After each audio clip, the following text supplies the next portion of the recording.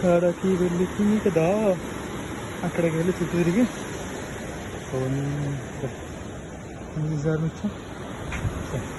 అటు సైడ్ వెళ్ళినప్పుడు ఇటు సైడ్ కూడా వెళ్ళాలి కదా.